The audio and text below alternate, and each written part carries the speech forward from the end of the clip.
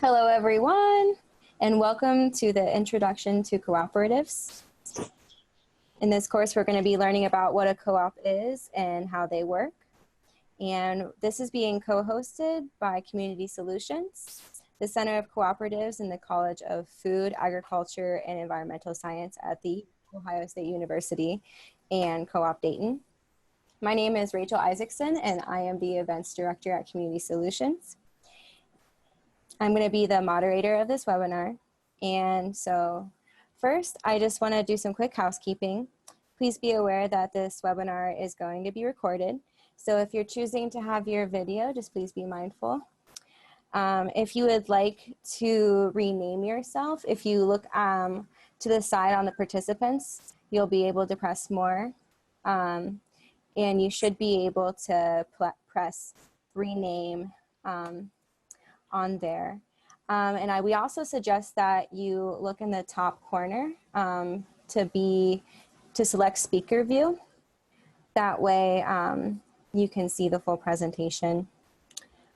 And if you have any questions, be sure to put that into the chat, as we will be having a Q&A session at the very end. So first we're going to do introductions, and without further ado, first we're going to have the Center of Cooperatives from the Ohio State University.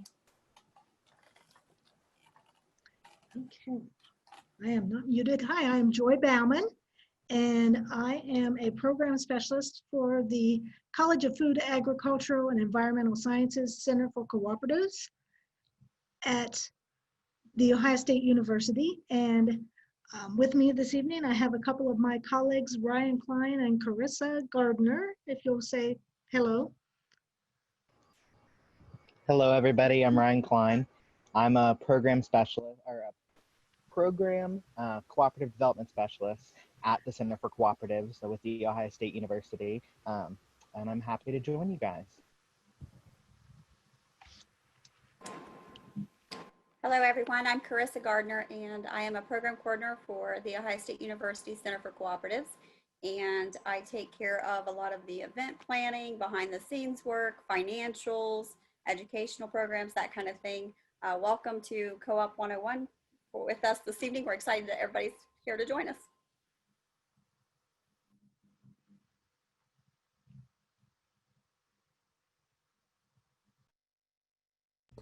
Thank you. All right, and I'm Cherrelle Gardener. I'm the program manager at Co-op Dayton, and with me I have Rachel Dominguez-Benner, who is the membership committee co-chair and interim director of marketing coordination at Gem City Market. We also have two of our co-ops here, and we're going to give them a minute to introduce themselves. So first we have Gem City Gardens. Hi everyone, I'm Katie with Gem City Gardens. We are a small aspiring urban farm in the Dayton area looking to convert some vacant lots into a network of urban farms. Sorry. Thanks, Katie. And feel free to take a minute to talk a little bit about your work with Co-op Dayton. Okay, awesome. So I have gotten the opportunity to do a small business incubator through Co-op Dayton.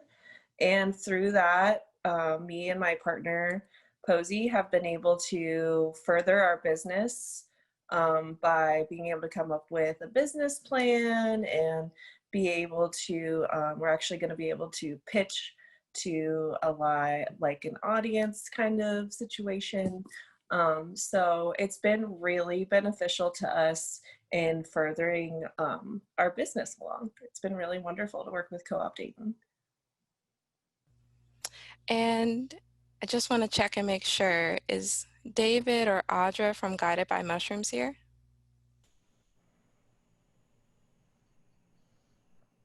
Okay, I don't see you. Well, thanks for joining us, Katie. So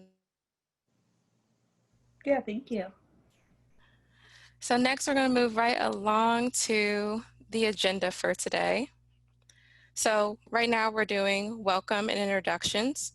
Next, we're going to do a breakout room activity, and then we're going to dive into learning about the cooperative model, starting with what is the business model, what are the principles, and how are cooperative business structured. Following that, we're going to do a couple case studies of some food co-ops, and then we're going to do our final breakout room of the evening. Then we'll learn about the services that some of the presenters provide through their organizations, such as Co-op Dayton, learning about Gem City Market and potential opportunities with GCM, as well as learning about the services that OSU provides. So now let's jump into our first breakout room activity. And I'm going to bring on Rachel. Greetings, I'm Rachel DB, and we're going to start with some interactivity. We're going to be randomized into breakout rooms, and each breakout room will have one of us that you've heard introduced as a facilitator to help the conversation. Our first question that we're going to go over is, what challenges are farmers and folks in the food industry facing? And in that breakout room, we've created some shared Google documents, so we're going to be crowdsourcing and all adding to notes. The facilitator is going to ask for one volunteer to make sure to capture kind of the high level thoughts, that just whatever catches your ear. And these are community documents. We'll put the link in the chat when we get into the rooms. You're welcome to and encouraged to click that link, open the Google Doc, and as the conversation is going, also jot your own notes into that. All right, I think that about does it.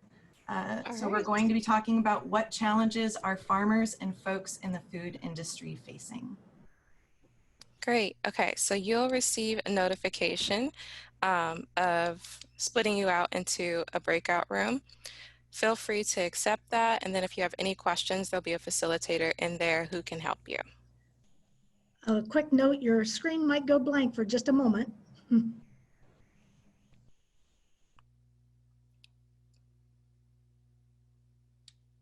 Great.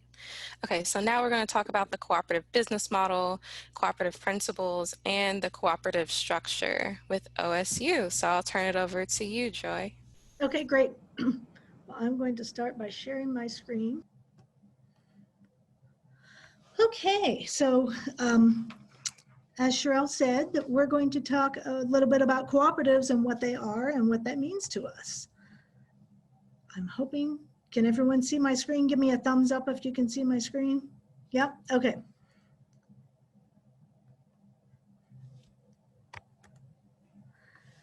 We work with the Center for Cooperatives at The Ohio State University College of Food, Agricultural, and Environmental Sciences. And our mission of our center is we work to extend that knowledge and provide technical assistance to emerging and existing cooperatives through the integration of teaching, research, and extension. And for those of you who are not familiar with extension is what helps to carry out the land grant mission of The Ohio State University. And there is actually an extension office of Ohio State University in each county in the state. Our office, though, is at a regional center called the Ohio State University South Centers in Piketon, and we serve through our program the entire state of Ohio, and also we cover West Virginia with our co-op program. And beginning on September 1st, we're also going to be managing the Mid-American Cooperative Council, which also serves Michigan, Indiana, Illinois, and Kentucky, as well as Ohio, and then we'll be bringing in West Virginia to that. So we're going to start with a poll, and we want to know, how much would you say you know about the topic of cooperatives? So you should see a little poll box pop up there, and we would like for you to answer that. Okay, so it seems like most of our folks that we have with us this evening would say that they have a little bit of knowledge. What's showing up here?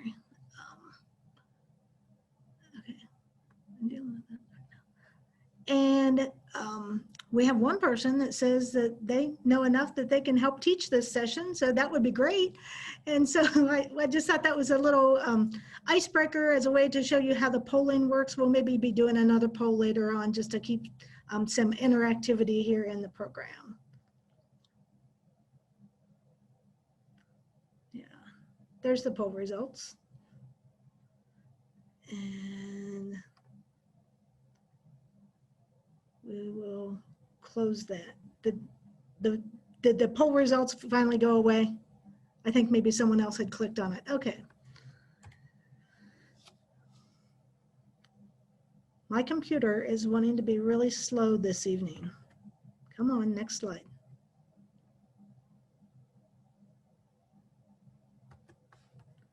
Why is it doing this? Okay. What is a cooperative? Someone entered the waiting room. We'll admit them. Okay, so looking at it from a definition standpoint, the cooperative business model is an autonomous association of persons united voluntarily to meet the common economic, social, and cultural needs and aspirations through jointly owned and democratically controlled enterprise. That's from the International Co-op Alliance. The U.S. Department of Agriculture characterizes a cooperative as a form of business owned and controlled by the people who use it.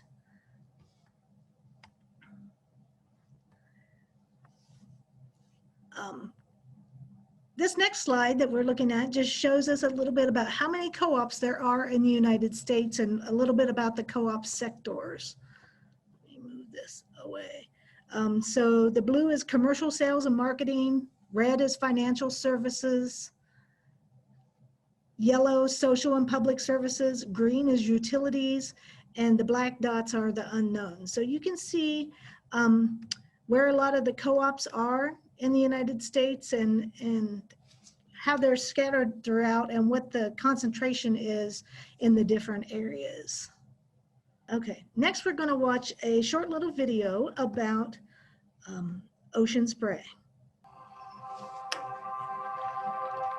Ocean Spray is an agricultural cooperative. We are owned by our grower owners, about 750 altogether. They are the primary supplier of all of the fruit that we sell to the consumers.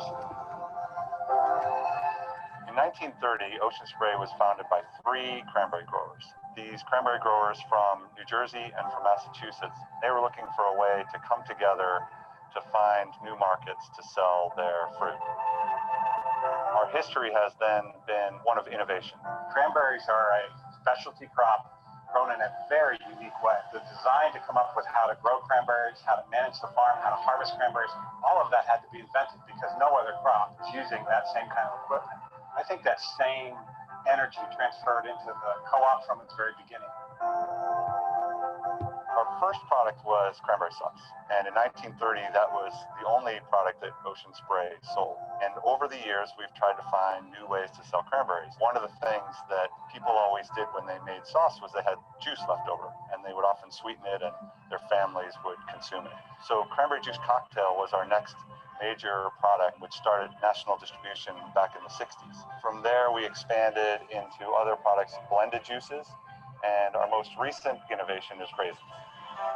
Manufacturing network is split into 2 pieces. The first piece is our food network, where we bring in raw cranberries and start to process them. We have 5 fruit plants. They're located in Massachusetts, Wisconsin, Washington, and down in Lunco, Chile. The rest of the plants, the larger plants, are our beverage plants. There we take the concentrate that we extracted from the cranberries, and we blend up all our juice products. We have 4 beverage plants. Those are located close to major metropolitan areas: Lehigh Valley, Pennsylvania; Sulphur Springs, Texas; Henderson, Nevada; and Kenosha, Wisconsin.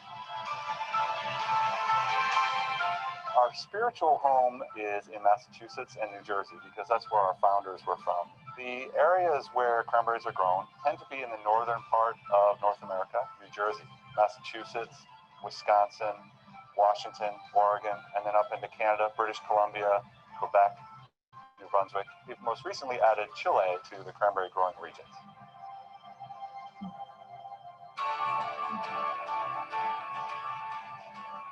average farm in Ocean Spray is about 18 acres. What that means is that we have a lot of small farms across the co-op. They're typically multi-generational farms. It's amazing how much it's a family venture.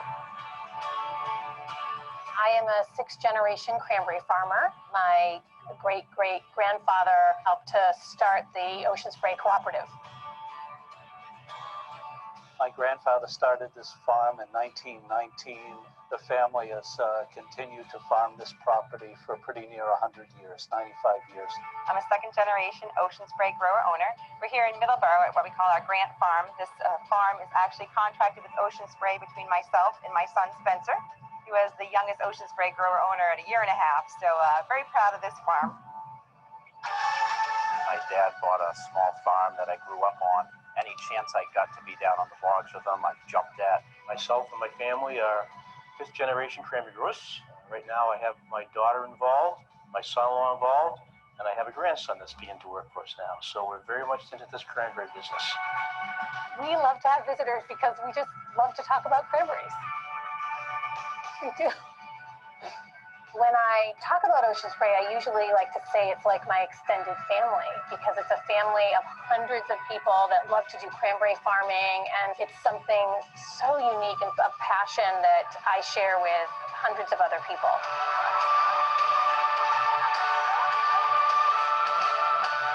Here in Massachusetts, we're the pioneers of cranberry farmers. We're dealing with old natural beds that vary in size. Cranberries are cultivated all year. Sometimes it surprises people because they associate cranberries just with the harvest. Unlike harvest, the cranberry beds are not flooded. This is what they normally look like. Right now, you can see on the bog, there's a lot of bloom. The blossoms have come out. The blossoms look like a crane. Cranberries are called cranberries because they're in bloom. The flower looks like the crane. The bee population will pollinate the blossom, and then the blossom falls off, and you get the start of the cranberry.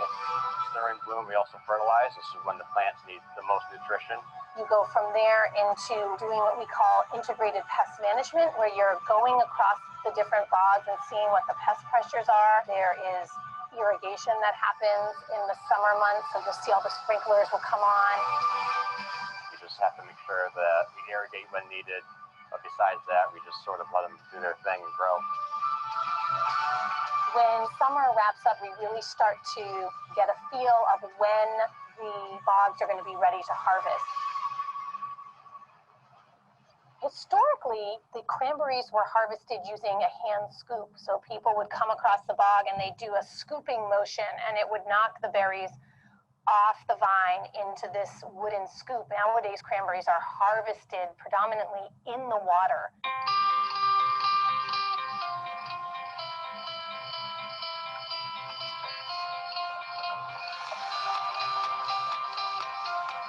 When it's time to harvest in September, we add water to the beds. We bring the water just up into the vines. All the berries are still attached to the vine, all right? But they begin to float. We've flooded this bog over with about 6 to 8 inches of water, and we're using these reel machines now. A machine with a large spindle on the front. It acts like an egg beater. And that egg beater reaches underneath the water surface. Agitates the vines enough to let the berries float to the surface of the water. They float to the top because they have 4 hollow air pockets on the inside. We add additional water, which allows them to float up above the vines and any weeds that may be present. And then we go around with what we call a boom. It's just a bunch of boards all tacked together, and we hustle all the berries. We wrap all the berries into a corner. The pumps that we use to pump the fruit off the bogs were originally designed to pump live fish. They're very delicate to the fruit. They don't bruise or damage the fruit at all. We pump through a cleaning system. The good cranberries slide into the truck where we can bring it to Ocean Spray. Okay, so you've gotten a little taste of Ocean Spray. Give us a reaction, if you can find your reactions down there on your taskbar. Let us know if you knew that Ocean Spray was a cooperative. Give us a thumbs up if you knew that. So it was. It's a very strong cooperative, and it's made up of farmer owners. And you'll notice when they were introducing the people that were talking about that, they called themselves a grower owner of the co-op. So now let's learn a little bit about electric cooperatives.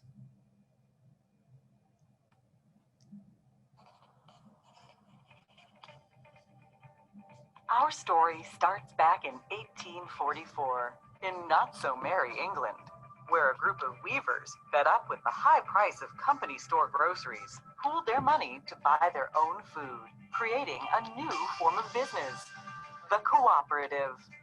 The idea caught on. Here in the U.S., President Roosevelt gave electric cooperatives a jumpstart with the founding of the Rural Electrification Administration, the REA, telling American farmers and ranchers, if you want electricity, you can do it yourselves. And they did. Rural men and women quickly began scraping together the $5 needed for membership and equity in the co-op. Up went the poles and wire and lines to bring rural folks what they so desperately needed, power. Soon, electric cooperatives popped up all across the country, transforming the way of life in rural America. Today, there are more than 900 electric co-ops in the U.S., bringing electricity to some 42 million Americans. So how do cooperatives work? First off, cooperatives are not for profit. Money comes in from members when they pay their electric bills. Money goes out to pay co-op expenses. A little bit is set aside for emergencies and the future. Any left over is returned to members. Pretty sweet, huh? But it's not just about the money.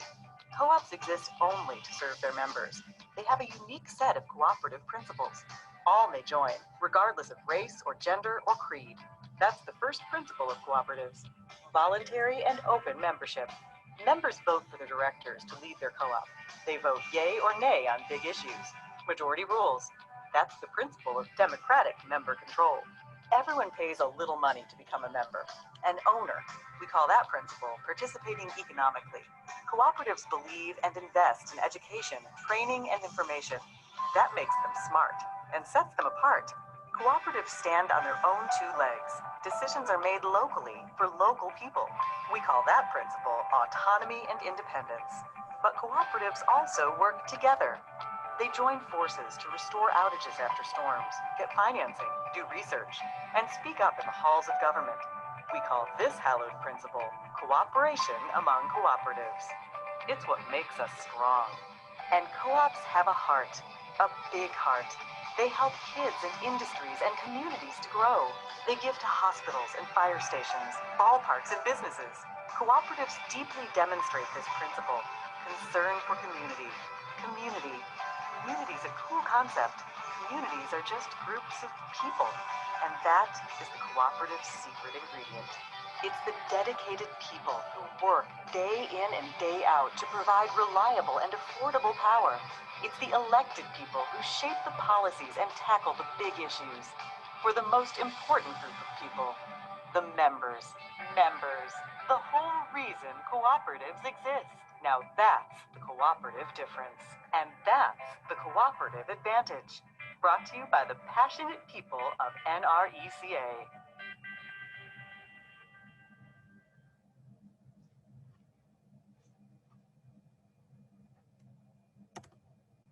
Okay, so let's talk a little bit about the cooperative principles. And some of those were touched on in the videos we just watched. And the first principle of cooperatives is voluntary and open membership, which means that anyone that wants can become a member as long as they meet the criteria. So for example, if you are a dairy cooperative, you can't become a member of that unless you have milk to sell, right? So that's the catch to when people say, well, not everyone can be a member, but you're not forced to become a member of it, but membership is open. Some cooperatives might have some criteria in order to become a member, but as long as you meet those criteria, you're allowed to join. Democratic member control.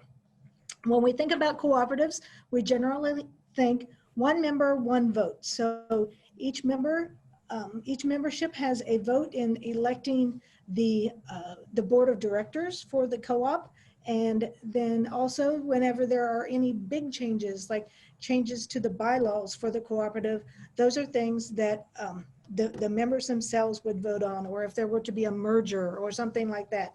Those are things that each individual member themselves would get to vote on. Then moving over to number 3, member economic participation.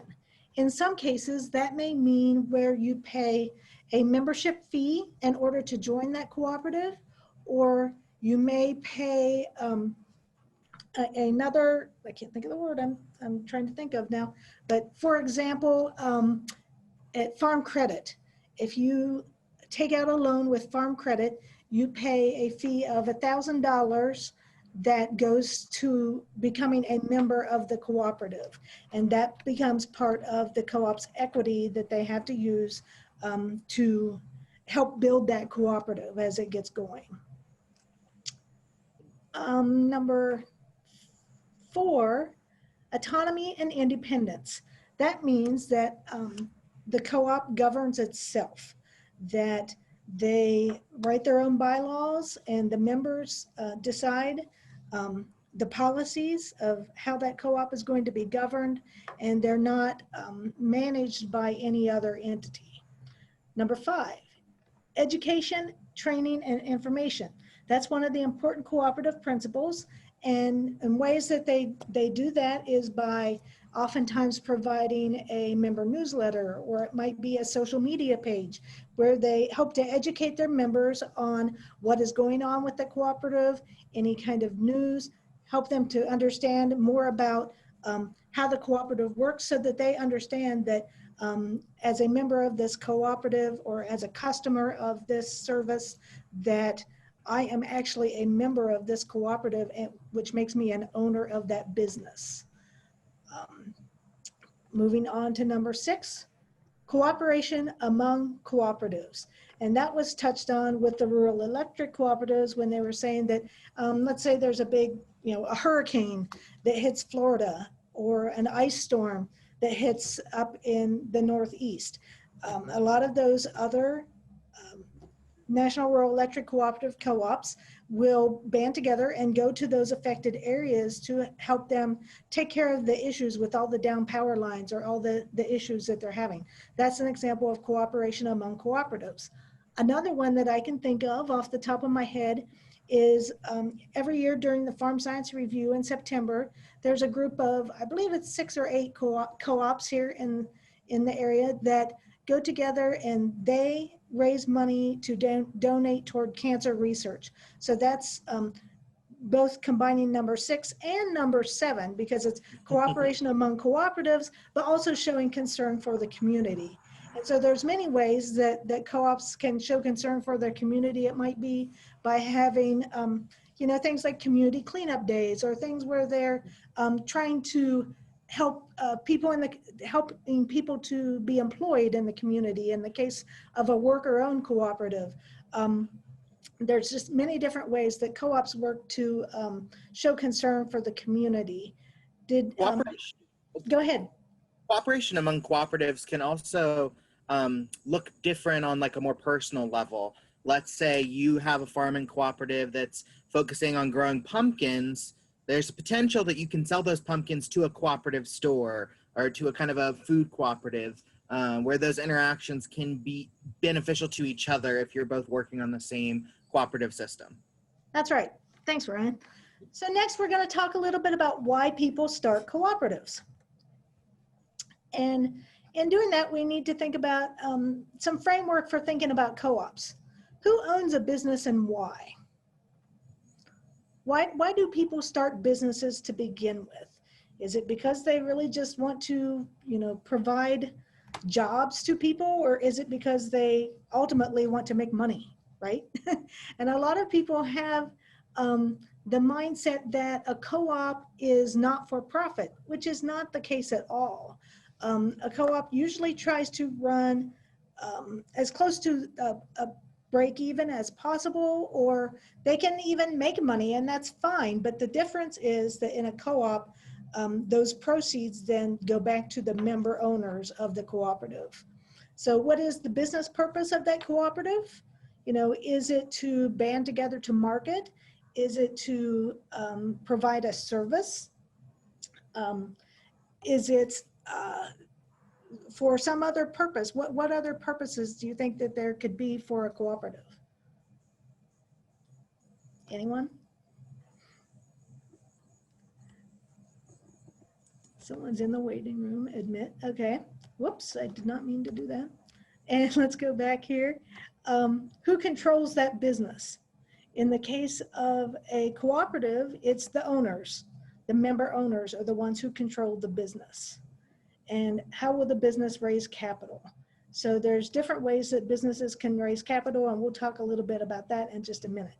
So in the ways to organize a business, when you have sole proprietorships, you have partnerships, corporations, limited liability companies, and cooperatives. So when you think about all of those different questions and apply it to each of those types of business, they're a little bit different. So on this next slide, it shows the difference of all the different types of businesses. But the key things to remember are in a co-op, the ownership is the members, and the business purpose is to meet those member needs. And it's not necessarily to earn a lot of money for the investor owners, right? Go ahead, Ryan. I was just going to say a lot of times, you know, in these other forms, other than cooperatives, the drive behind it of fulfilling that need is to then make a substantial profit off of the need that you are serving. Whereas cooperative models look at it as a mutual need that then is beneficial to all, rather than kind of just self-serving your kind of main investment coming back into the center and giving money up. You're giving money and dispersing it outwards. That's right. So then with the financing in a co-op, it comes from membership, you know, the finances, the money that comes directly from the members. It can come through, you know, loans that they would take out. They can retain profit. And so we'll talk a little bit about that in a moment. In voting, when it comes to a co-op, you have one member, one vote. But in a corporation, for example, you usually have one vote for share. And then in a limited liability corporation, the members vote, but it's often in proportion to their investment. So if someone has 51%, owns 51% of the business, they're the one who has that one controlling vote. Whereas in a co-op, everyone's vote is worth the same amount. You don't see many co-ops on soap operas, that's for sure. No one has that much control. Right. And then when it comes to managing the business, you know, a sole proprietor, the owner of that business, he's the one who calls the shots and makes all those decisions. In a partnership, you know, those partners have to agree on what they're doing. In a corporation, you have a board of directors or hired management that, you know, the hired CEO for that business basically makes all of those management decisions. A nonprofit generally has a board of directors, and a co-op has a board of directors, and they also have hired management that are making decisions for that business. Okay, have to move things around. So the question is, can you do something better as a group than you can individually? And there are several advantages to cooperatives, and those including, you know, shared knowledge, pooled resources, having economies of scale. And one of the case studies we're going to talk about in a little bit, you'll learn a little bit about how that economies of scale, you know, come into play in the formation of one of the co-ops. Having access to a market, having bargaining power, and reducing individual risk. If you are a farmer and you don't want to, you know, take on all of that risk yourself, if you have members of a co-op, then you're spreading that risk. And the member control is a benefit aspect for cooperatives. Some of the limitations that we have are, you know, is everyone willing to share, and is everyone going to agree on how this co-op should be managed? And does it make sense to share that? And the co-ops, they're organized for the member benefit and not necessarily to maximize profit. I think that those are some good qualities to keep in mind throughout the entire development process. Like Joy had mentioned, thinking of really going back to that question, and even as we move on later into the PowerPoint, is this more beneficial by doing it in a group versus individually, and kind of reassessing that throughout the process of developing a cooperative. That's right. So now let's learn a little bit of history and watch this short video.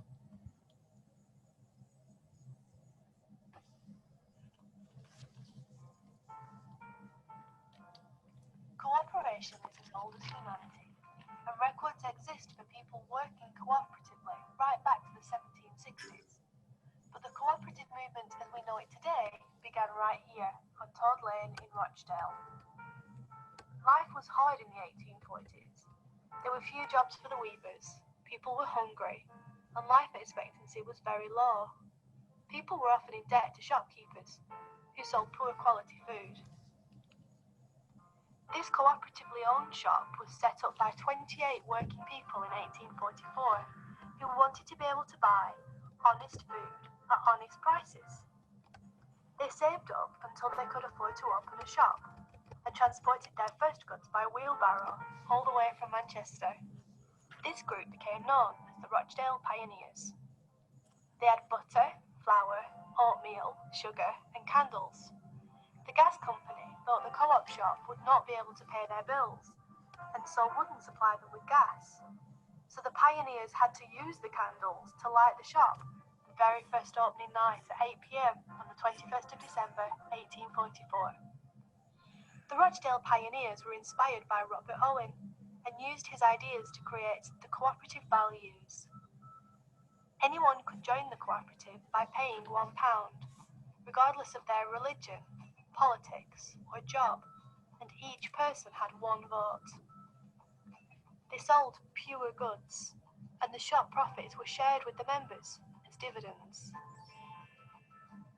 After 1 year, they had 74 members, and by 1860 this had grown to 3,450 members and 6 new stores. The idea of co-ops was spreading across the country, and in 1863 the Cooperative Wholesale Society was formed, buying in bulk to supply stock to the growing number of shops.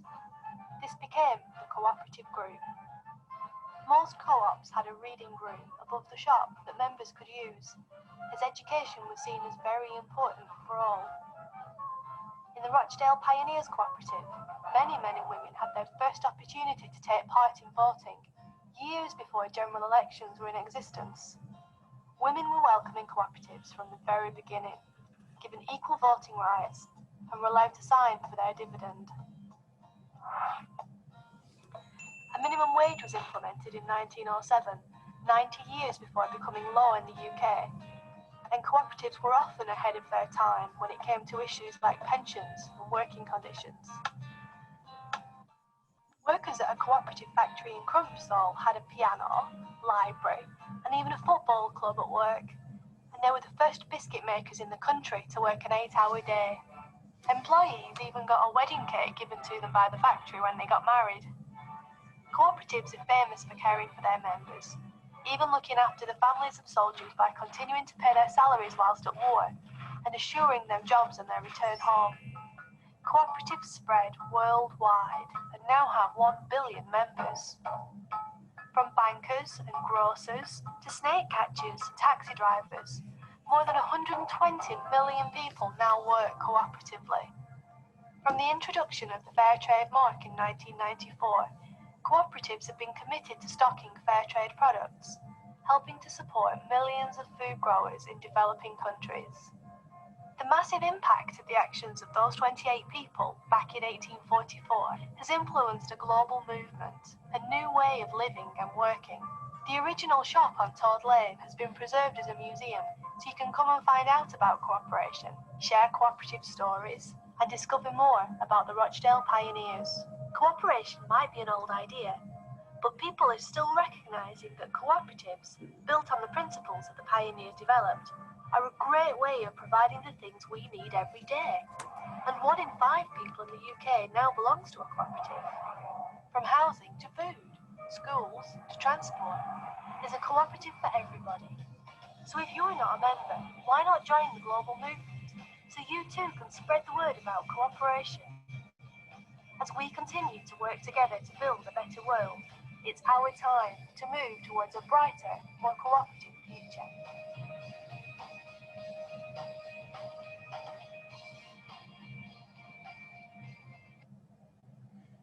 Okay, so here's a poll question for you.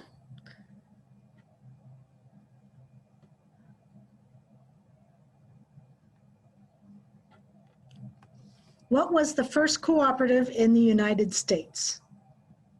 Okay. It looks like the majority got it right.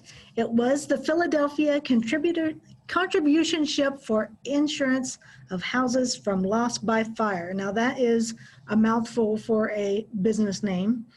And that business, that co-op is actually still in existence today in Philadelphia. And let's see, the National Rural Electric Cooperative Association, that's an association of all the rural electric co-ops in the United States. The Colonial Federal Savings Bank, that's a co-op that exists in the New England states, but it was not the first one. And Dairy Farmers of America is a dairy milk marketing cooperative. Bonus question for you. See if Ryan or Carissa knows this. Who was one of the famous founding members of the Philadelphia Contributionship for the Insurance of Houses from Loss by Fire? Do you know? I know, I do, but it. Someone's saying it in the chat here. Who says? Anyone? Ben Franklin. Ben Yvonne Franklin, says, yeah. That's right. Good job. Okay. And let me get rid of the poll. Okay, so now we're going to talk a little bit about the cooperative history in the United States. Okay, we can see that now. So looking a little bit at the cooperative history, we can go back to 1752 is when that first co-op was formed here in the United States. Dairy Cooperative was one of the early cooperatives, and then national trade unions were formed. It mentions the Order of the Patrons of Husbandry, or the Grange, was one of the first supporters and promoters of forming cooperatives in the United States. So that's just a little bit of an overview of the co-op history. We won't spend a whole lot of time on that. Okay, so now we're moving on to what does it mean to own a cooperative? So if you're a member of a co-op, you have some legal responsibilities, and those are to adopt and amend the articles of incorporation and the bylaws, and to elect the directors. So that's when you are first forming a cooperative, and then every year in an annual meeting of the cooperative, you will elect directors for that cooperative, and if there's any other major changes, the membership would address that at that time. Then other general obligations that you would have is to patronize the co-op and stay informed, select those directors with care, provide capital for the cooperative, and then also evaluate the performance of the cooperative. How is it doing? And that's where we come back to the democratic member control, the one member, one vote. That is one of the biggest responsibilities of members of the co-op, is to actually care enough to participate in the cooperative and to vote on those issues that they have the opportunity to. Okay, looking at governance, the board of directors for a cooperative, it represents the members. It's elected from the members and elected by the members.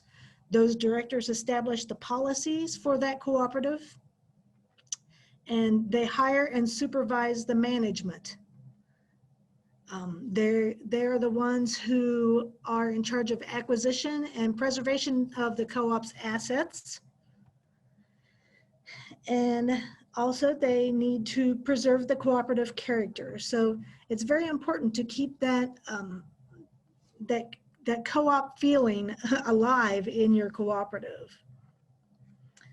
Inform the members and keep them educated of things that are going on within the cooperative, and then assess the co-op performance again. One of the ones that's really important to discuss is the hiring and supervising the management. That's their main role in establishing policies. The board of directors is not who micromanages every little thing that goes on in a cooperative. Typically, you hire a co-op, a manager or a CEO that would do that as far as managing the day-to-day things.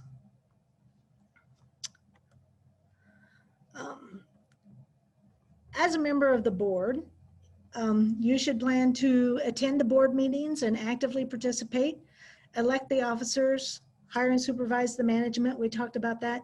Be aware of conflicts of interest and handle them appropriately. So that's something that can come up within a board when they're making decisions. And so that needs to be handled professionally and appropriately. They need to, first and foremost, oversee the financial health of the co-op. So they're not thinking about the me, they're thinking about we in the cooperative when you're a member of a co-op board. Okay, and then establishing those long-term plans for the co-op. They have to, the board has to be the ones who have that vision for how are we going to keep this co-op alive, how are we going to grow and expand it, and you know, what are our co-op's long-term goals. Talk a little bit about financial participation that can come through direct investment. That's like we talked about. For example, I think, Carissa, why don't you tell about like when you first got your electric at the place where you live now? Okay. So where I live, there's only one choice of electric. So when I first joined Adams County Rural Electric, yeah. When I first joined, you had to, of course, be a member. So I had to first pay a membership fee in order to become a member, and did that. But the agreement was that once you paid the membership fee on your 12th month of electricity, you would receive half of that back, and that would go towards your electric bill. So, yeah, so that's one way that they receive funds to help with running the co-op. And then you received half of that back, and so the other half of that was retained as member equity. Debt, co-ops can borrow money just like other businesses can. There are certain banks that cater specifically to cooperatives, and then they can also seek, you know, grants and other types of direct donations to their co-op, especially if it's something that is, you know, like community minded.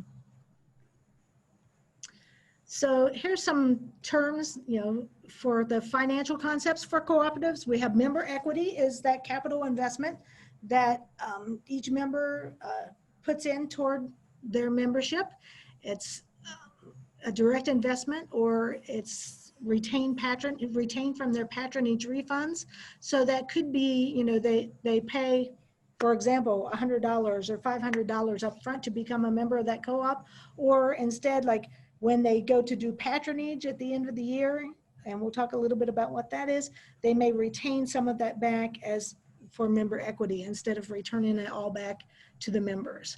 Patronage is a payment that the patrons or the users of the co-op get, and the users are the owners, that they get from the net margins, and it's based upon their percentage of the business that they do with the co-op.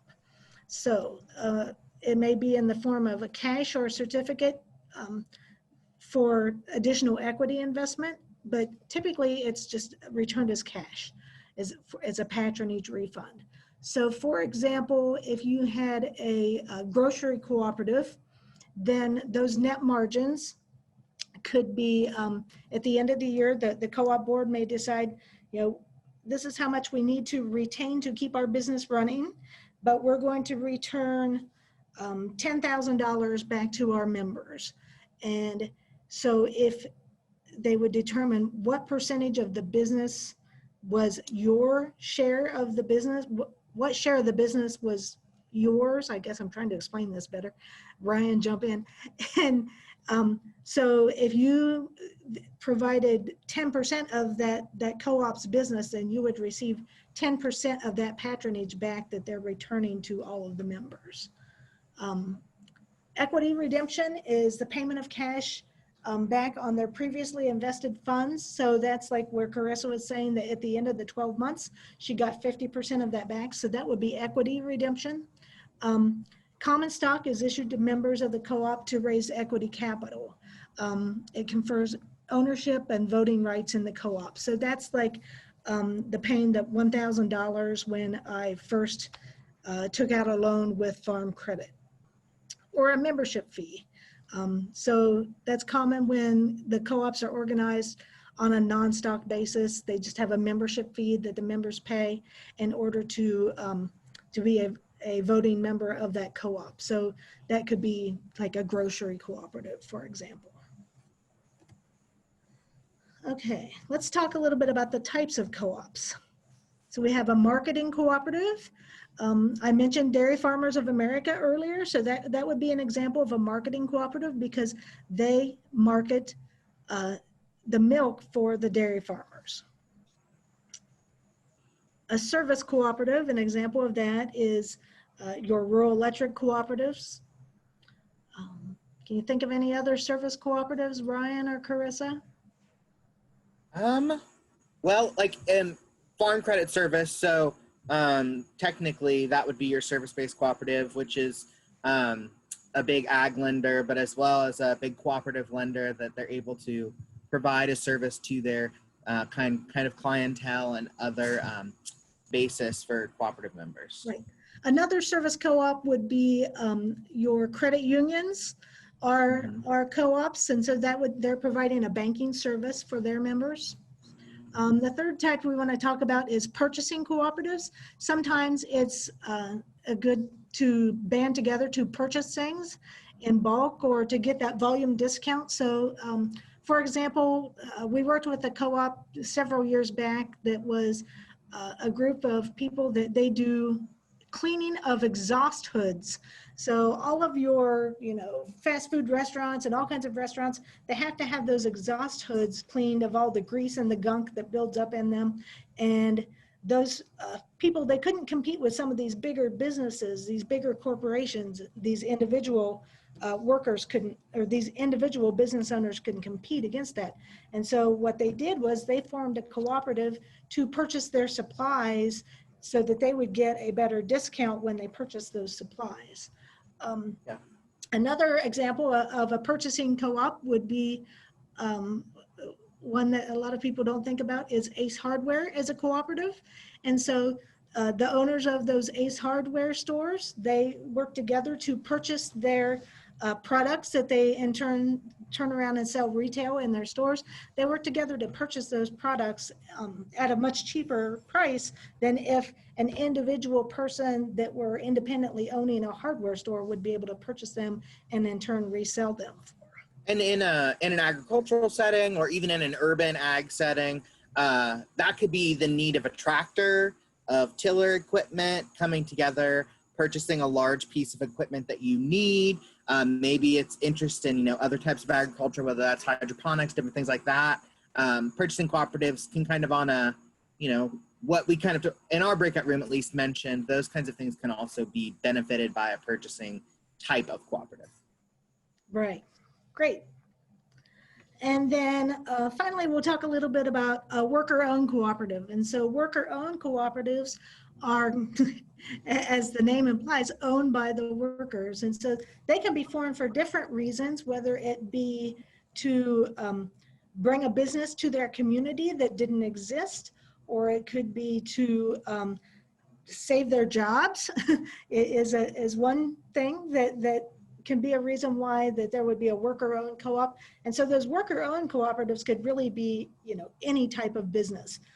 It could be from a laundry business to a house cleaning business to, a farm cooperative that is worker-owned, I've seen. So a worker-owned co-op can really be any type of business.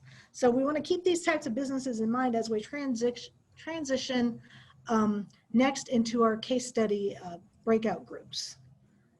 Does anyone have any questions on anything that we've discussed so far? I think Cherrelle has been watching the chat box. Are there any questions that we need to respond to, Cherrelle? I saw a really great question that I did a bit of responding to, but Okay, questions around governance structure, like what are the different types of decision-making that can happen in a co-op?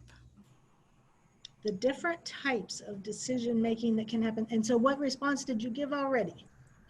So thinking it can, like you mentioned, there's the one worker, one vote, one member, one vote rule. And a lot of those processes are just majority rules, but there's also consensus or consent-based voting. You can get really creative in co-ops and figure out what fits best with your culture. Right, and it depends, a lot of time it depends on the size of the co-op. For example, we've worked with some co-ops that are really small that just have, you know, less than 10 members, and literally all of the members are also members of the board. And so they jointly make those decisions, you know, whenever they have decisions to make about whether they should purchase their supplies from this place or that place, or when they want to make a decision about marketing contracts or those types of things. So those are some decisions, but then let's say it's a larger cooperative, then your co-op board of directors is more likely dealing with questions having to do with bigger picture things with the planning and future direction for the co-op. Like, do we want to build a new facility? Do we have the funds available to purchase a new delivery truck? Those kind of things might be some of the things for a medium to large size co-op board. And then when you have like a really big cooperative like Land O'Lakes, you know, I'm sure that the decisions that they are making are way different than what a small co-op would be, for example, a grocery co-op in your hometown. Okay, any other questions that we should address right now? Okay, we'll give you a little bit of information here. We have a free program that is called Co-op Mastery, and if you go to go.osu.edu/co-op mastery is where you can access that, and there are several different sections of that you can learn all about cooperatives and learn about the cooperative model, governance, finances, taxation, some of the things that we're not really getting into, you know, those nitty-gritty details here this evening. You're welcome to log into that, and then also along with that, there is like a companion workbook that you can order as well when you go to that site if you would like to use that to work with your folks that are working on a co-op, or if you're wanting to form a cooperative. And I think something, I just started at Ohio State in the beginning of August, so I've been using a lot of this as kind of my reference material. And I think one great thing about Co-op Mastery is that it gives you your considerations before even running. So I know a lot of information and a lot of kind of funneling of this in. There's a lot of options when you're going into kind of forming a business, whether that be a cooperative or whether that be something else. And I think Co-op Mastery really lays out not only the benefits of a cooperative, but before you have to really do anything, lets you really kind of get experience with like, oh, I should really consider this when thinking about, you know, where my cooperative what that might look like or where it might go. Yeah, to help you make those decisions about forming a cooperative. Is it the right thing for us to do? And if it is, then what are those steps that we need to do in order to form a cooperative? Yeah, we developed this program. I think we're in our third year now with the Co-op Mastery, and we developed it just so it would be a much easier way, a more palatable way for folks that we're working with to digest all the information that there is about cooperatives. Because previously, you would go to the U.S. Department of Agriculture, their information about cooperatives and cooperative formation, and we're talking like hundreds and hundreds and hundreds of boring pages of text. So that's why we developed the Co-op Mastery, and feel free to log into that and use it as you see fit. So awesome. And just a heads up, we're going to share our notes from today. So we'll share all the references and links to the resources. And if you all have some out there, it's a community doc, so we can continue to build upon it together. Okay, great. So we're going to lead into our case studies here a little bit. And the question that we're going to ask is, what challenges are these co-ops solving through cooperation, and how are they addressing them? So the co-ops that we're going to discuss in our case study when we go to our breakout rooms, and hopefully we can get the breakout rooms correct this time so that we have one of our facilitators in each room. You may just need to go through and click to put us in, or I'm not sure what, Cherrelle, but anyway, the co-ops that we're going to be discussing are Casa Nueva, which is a Mexican restaurant in Athens County, Ohio, and it is a worker-owned cooperative. And we also have a case study on the Buckeye Valley Beef Cooperative, which is based in Brown County, and they are marketing beef to some grocery stores. They're marketing through a farmer's market. They're marketing directly to the consumer. So there's information about that co-op. We're going to learn about the Southern Ohio Growers Cooperative, which is a pumpkin and fall ornamental cooperative that is marketing to a couple of pretty large retailers in the region. And then also we'll learn about the Evergreen Cooperative Laundry, which is based out of Cleveland, and that is a worker-owned cooperative. So when we go into the breakout rooms, there will be a Google Doc that is shared that has information about each of those. Your group can choose, one or more of those as time allows to discuss. You can read through the information about that co-op, and then there's space below each one for you to type and discuss what the challenges are. You can just do bullet points, what challenges that these co-ops are solving or addressing through their cooperative. So with that, I think we're ready to go to our breakout rooms. Great. My screen share. Alrighty. Great, so we're gonna go into our rooms, and someone posed the question of what are the reasons that people start co-ops? And it's really for all types of reasons, which we're about to talk about through these case studies.